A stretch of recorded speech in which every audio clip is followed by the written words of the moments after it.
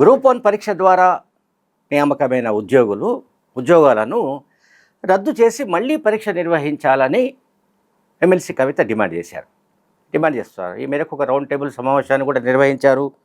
Group 1 పరీక్షలో అవకతవకలు జరిగాయి, అక్రమాలు జరిగాయి కనుక రద్దు చేసి పారేయాలి, ఎగ్జామ్స్ రద్దు చేయాలి అండ్ నియామకాల్ని కూడా రద్దు చేయాలి. అంటే ఇప్పుడు 562 పోస్టులు ఏవైతే ఉన్నాయో గ్రూప్ 1 కింద పరీక్షలు జరిపి రేవంత్ రెడ్డి ప్రభుత్వం వాళ్లకు నియామక పత్రాలు కూడా ఇచ్చింది, వాళ్లకు పోస్టింగ్స్ కూడా ఇచ్చేసింది. ఇప్పుడు కవిత ఏం చెప్తుందంటే ఆ పోస్టింగ్స్ రద్దు చేసి పారాలి, రద్దు చేసి బహుశా ఏమంటారు మళ్ళీ పరీక్ష నిర్వహించాలని ఆమె డిమాండ్ చేస్తున్నారు. దీన్ని ఎట్లా అర్థం చేసుకోవాలి మనం, నాకైతే అర్థం కావట్లేదు. కవిత ఏదో కన్ఫ్యూజన్లో ఉన్నట్టుగా ఉన్నారు.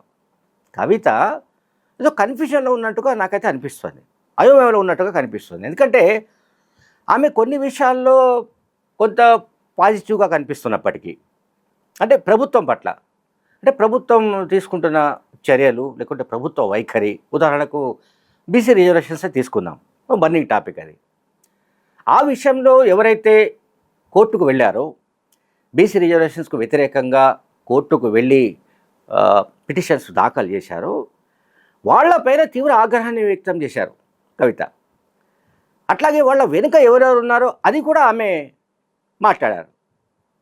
అంటే ఓవరాల్గా బీఆర్ఎస్ పార్టీ లైన్కు విరుద్ధమైన వ్యాఖ్యలు ఆమె చేస్తూ వచ్చారు. బీఆర్ఎస్ లైన్ ఏమిటి, మనం ఇవాళ కూడా చూసాం పత్రికల్లో, బీసీల రిజర్వేషన్కు చట్టబద్ధత కావాలి, చట్టబద్ధత లభిస్తేనే, చట్టబద్ధంగా రిజర్వేషన్స్ అయితేనే మేము దాన్ని ఒప్పుకుంటామని బీసీ నాయకుడు మాజీ మంత్రి శ్రీనివాస్ గౌడ్ ఇంకా తదితరులు మాట్లాడినట్టుగా ఇవాళ కథనాలు వచ్చాయి. ఇదే లైన్లో చాలా సందర్భాల్లో బీఆర్ఎస్ నాయకులు మాట్లాడుతూ వస్తున్నారు. బీసీలకు రిజర్వేషన్ సంబంధించి 80% చట్టబద్ధత కావాలి. ఈ చట్టబద్ధత కావాలనే దానికి సంబంధించిన అంశం ఎక్కడ పెండింగ్లో ఉంది? ఒకటి గవర్నర్ దగ్గర పెండింగ్లో ఉంది, సుప్రీంకోర్టులో కేసు నడుస్తోంది, ఆ తర్వాత రాజ్యాంగ సవరణ వ్యవహారం ఒకటి పెండింగ్లో ఉంది. ఇవన్నీ జరిగిన తర్వాత అన్నీ అనుకూలంగా జరిగితే అప్పుడు బీసీలకు ఈ బీఆర్ఎస్ నాయకులు చెప్తున్న దాని ప్రకారం రిజర్వేషన్లకు చట్టబద్ధత వస్తుంది. కానీ ఇవన్నీ తెలిసినా కూడా కవిత మాత్రం పార్టీ లైన్ను దాటి ఆమె 80% బీసీ రిజర్వేషన్స్ ఇవ్వవలసిందే, 42% బీసీ రిజర్వేషన్స్కు సంబంధించి రాష్ట్ర ప్రభుత్వం జారీ చేసిన జీవో 9కు కూడా ఆమె మద్దతు తెలిపారు. అయితే ఇప్పుడు గ్రూప్ 1కు సంబంధించిన వ్యవహారంలో ఆమె మళ్ళీ బీఆర్ఎస్ లైన్లోకి వచ్చారు. మనందరికీ తెలుసు గ్రూప్ 1 పరీక్ష బీఆర్ఎస్ హయాంలో ఆ 10 ఏళ్ల కాలంలో జరగలేదు. గ్రూప్ 1 పరీక్ష జరపడంలో కేసీఆర్ ప్రభుత్వం దారుణంగా విఫలమైంది, నిరుద్యోగులకు తీవ్ర ఆగ్రహాన్ని తెప్పించింది. సరే, మేము ఇన్ని లక్షల ఉద్యోగాలు ఇచ్చాము, అన్ని లక్షల ఉద్యోగాలు ఇచ్చామని బీఆర్ఎస్ పార్టీ నాయకులు ఇప్పుడు క్లెయిమ్ చేస్తూ ఉండొచ్చు, మనం ఎవరో కాదనడానికి లేదు.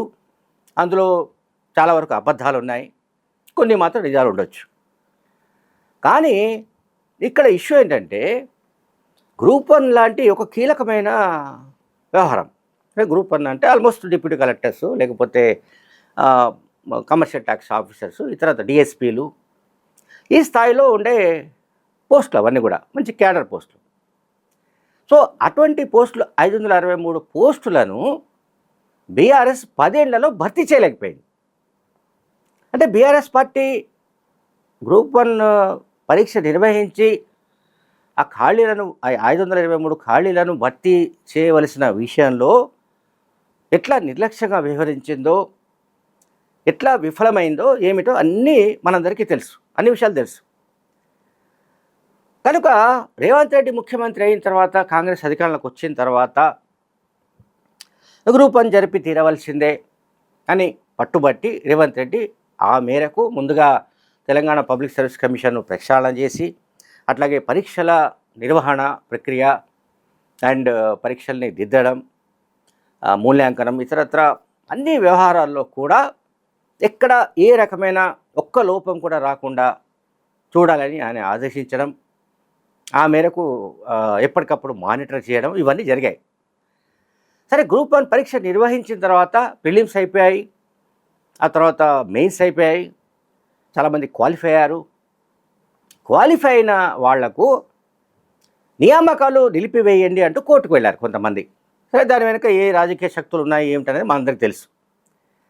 గ్రూప్ 1 పరీక్ష కాంగ్రెస్ హయాంలో జరపకూడదు, కాంగ్రెస్ హయాంలో గ్రూప్ 1 పరీక్షతో క్వాలిఫై అయ్యి ఆ ఉద్యోగాల్లో ఆ నిరుద్యోగులు రాకూడదని ఏదో ఒక కాన్సెప్ట్ ఉంది బీఆర్ఎస్ పార్టీకి. ఎందుకంటే రేవంత్ రెడ్డి క్రెడిట్ పోతుంది.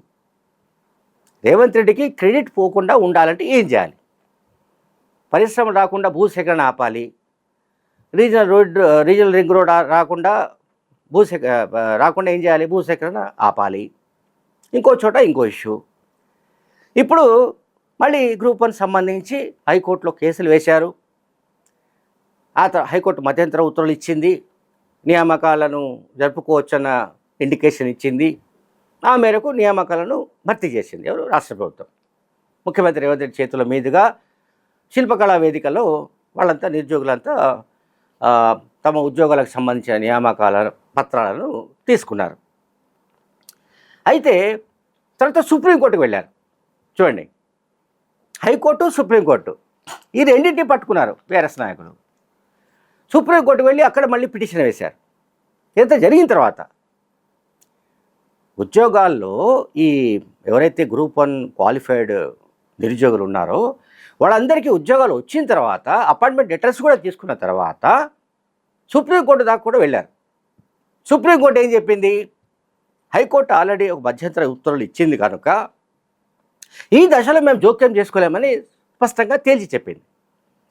సో సుప్రీంకోర్టులో కూడా నిరాశ ఎదురైంది ఈ రేవంత్ రెడ్డి వ్యతిరేకులకు, ముఖ్యమంత్రి వ్యతిరేకులకు, కాంగ్రెస్ వ్యతిరేక రాజకీయ శక్తులకు నిరాశ ఎదురైంది.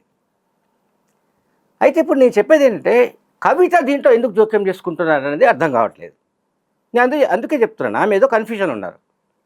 రాజకీయంగా ఏ పంథాలోకి వెళ్ళాలి అనే విషయంలో ఆమెకు క్లారిటీ ఉండాలి.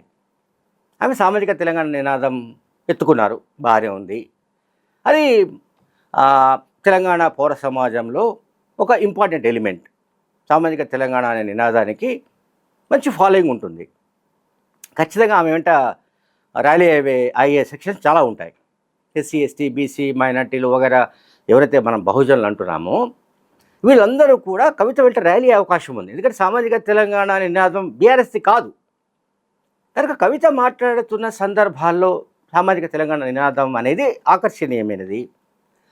ఇది చాలా మంది నుంచి సపోర్ట్ వస్తుంది, ఇది బాగానే ఉంది. అట్లాగే బీసీ రిజర్వేషన్స్ ఏవైతే ఉన్నాయో ఈ 42% కనుక అమలైతే కింది స్థాయి నుంచి అంటే గ్రామ వార్డు స్థాయి నుంచి మున్సిపల్ మేయర్ దాకా, జిల్లా పరిషత్ చైర్మన్ దాకా ఉన్నత స్థానాల్లో కూడా బీసీలు వచ్చే అవకాశం ఉంది. అంటే వాళ్లకు రాజకీయ అధికారంలో వాటా లభిస్తుంది.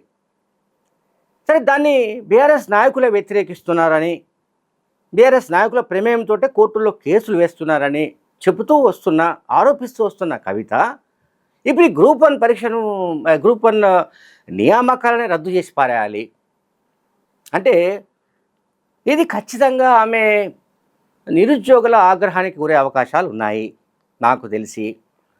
బహుశా త్వరలోనే ఎవరైతే ఉద్యోగాలు పొందారో వాళ్ళందరూ కూడా ఈ 562 మంది కూడా కలిసి వాళ్ళ కుటుంబాలతో సహా కవిత ఇంటిని ముట్టడించినా మనం ఆశ్చర్యపోవాల్సిన పని లేదు. ఎందుకంటే ఆమె ఈ రకంగా రౌండ్ టేబుల్ సమావేశాలు పెట్టి గ్రూప్ 1 ఉద్యోగాలు ఏవైతే ఇచ్చారో వాటి రద్దు చేసేయండి, మళ్ళీ ఎగ్జామ్స్ నిర్వహించండి, ఈ రకమైన ఏదైతే ధోరణి ఉందో, ఈ రకమైన చర్యలు ఏవైతే కవిత చేపడుతున్నారో ఇవి ఆమెకు సమాజం నుంచి అంటే ముఖ్యంగా నిరుద్యోగుల నుంచి మద్దతు లభించే చర్య కాదు ఇది. మరి ఆమెకు ఎవరు సలహాలు ఇస్తున్నారో, ఆమెకు ఎవరు చెప్తున్నారో మనకు తెలియదు. Thank you.